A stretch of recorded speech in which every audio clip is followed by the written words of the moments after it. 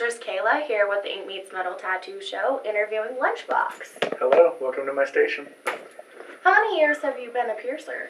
I went to piercing school probably, I think it was 9-10 years ago.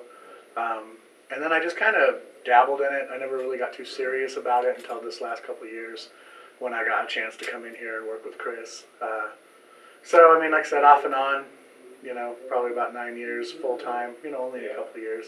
What made you want to be a piercer? Honestly, Jack Canfield.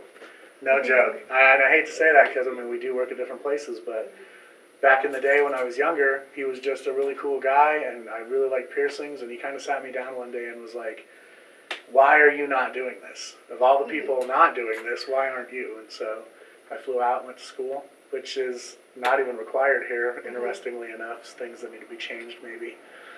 And came back and do what I do. So.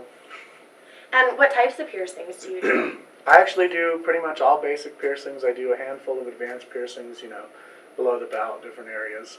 I also do dermal anchoring and, dermal anchor removal.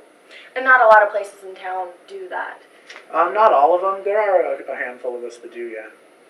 Is there anything that you're going to be doing at the tattoo show? Actually, I will be performing a really large corset piece with dermal anchors. Hopefully I'm going to shoot for an award, see if I can get something, best of show or best of day, Awesome. Yeah. Do you want to go ahead and show us some of the tools you use? I'd love to. Go ahead and come check out my toolbox. I don't really like to touch my clean stuff with ungloved hands, so I'm going to put some gloves on. Of course, like most of the shops in town, I'm sure, we all sterilize all of our stuff, and then we try to keep it out of the area, keep people from messing with it. A lot of your basic tools men use for piercings. You got things like openers and closers. The stuff we use to, of course, open and close your jewelry, get you all set up when you're done. A lot of different piercings when you try to put the jewelry in. You have to actually spread it open a little bit because it just, getting it over a big fat lip. Or these are my favorites. We got the Never Fail Septum clamp. Very nice. Also, they do make a lot of disposable tools too, something I've been kind of looking into. Not as planet friendly, I'm sure, so I don't really mess with it too much. This is actually a dermal punch. A lot of people don't really know what these, haven't seen these. I get a lot of people who come in here and ask me, what does that thing look like? That is your dermal punch. Of course, I have a wide variety of tapers for stretching, insertion tubes, and all the different size pre-sterilized needles. How does your dermal punch work? Basically, it's on the same premises as a scalpel, only in a circular shape. So when you put it against the skin, you don't actually just push, you actually have to twist. Because as you twist, it makes the incision, so you can remove the plug of skin. Of course, you got your the clamps. These are all the clamps that I use to do basic piercings. Your Pennington clamps. I use ththese a lot on eyebrows. Nostrils, nipples. You name it. And these are your big sponge forceps. Most of the time, I use these mostly only for tongues anymore. There's a lot of things that I can't either freehand, of course, or use the Penningtons for.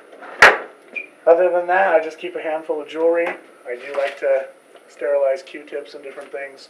I like to make sure everything that's going to touch your body has been through an autoclave. And then all my marking tools, lots and lots of fun color markers. So, how many piercings do you have? Me personally? Yeah. Oh man. 4, 5, 6, 7, 8, 9, 10, 11, 12, 13, 14. 16, I think. 16 or 17, yeah. I do not have any dermal anchors, which is kind of interesting. I haven't really had the opportunity to look into getting those. That's kind of the hard thing. People always ask you, do you work on yourself? Do you pierce yourself? And different things. And don't get me wrong, I do. I do believe that it's important to know kind of what it feels like, especially to do it yourself. I don't encourage that at home, by the way. All those things that I do in the shop with the supervision of the people that work with me. I don't ever do anything on my own. Why is it important to go to a piercer who knows what they're doing? You know, very seriously, because if you think about it, there's a lot of things about anatomy people don't understand. To just run around stabbing needles through you, or just having people run homemade tattoo guns on you, I mean, you never really know what you're going to mess up. There's tons of nerve endings. There's a lot of piercings that are really simple that if you do mess up can really severely damage you or hospitalize you and or kill you. You know, something as simple as a tongue ring, if put in the wrong spot, can seriously cripple a person, you know what I mean? And so it's basically, for one, the knowledge of the bloodborne pathogens to keep you safe from disease and infection. And then for two, somebody who has at least a decent idea of what anatomy is and how it works, so that they're not going out of their way and hurting you. How many awards will there be? I know for sure we're looking at probably about 5 different awards, you know, for different categories. Things that include best incorporation of a dermal with a tattoo, you know, like say you got a nice skull with some little dermal eyes, you know, things like that. I definitely want to see like most exotic, you know, the most exotic uses of dermals, and or any jewelry. We do want to have a category that's winnable just for the people participating, just showing up. Basically, it's whoever has the best collection. Biggest freak. Yeah, the biggest freak, basically. Best collection of body modifications will actually get the people who come to the show an award, give them a chance to get a plaque to take home. That's awesome. And there's a handful of other ones, you know, like I said, they're the most exotic, the best of the day, you know, who did the coolest of what in the course of that day, which is what I'm shooting for, at least, you know, with that corset. So definitely going to be worth coming out. You know, we're going to do all the stuff throughout the day, and then early in the evening we're going to give away the awards for the piercing categories. And of course, if you're looking to get work done, we will be piercing on site. It can't be anything that we would need a private booth for, you know. Keep your shirts on, keep your pants on.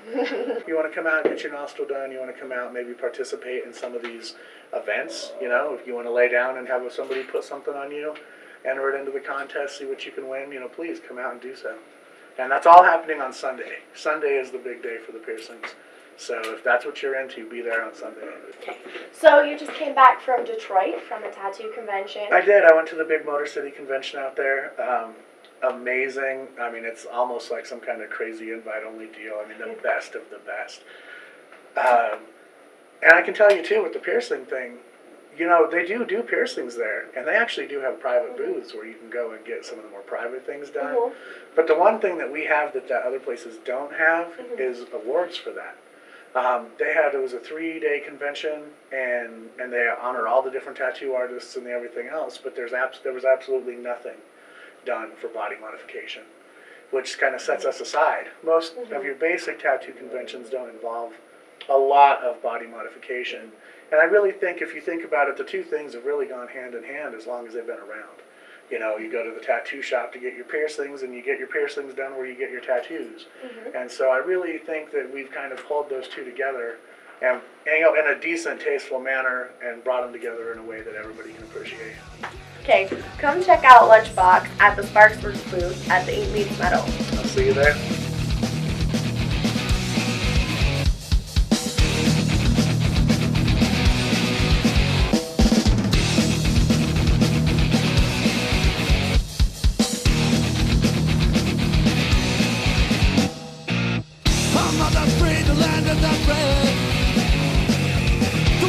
Everybody here so afraid. If they control the intelligence, you do what they say. With the plain white juice.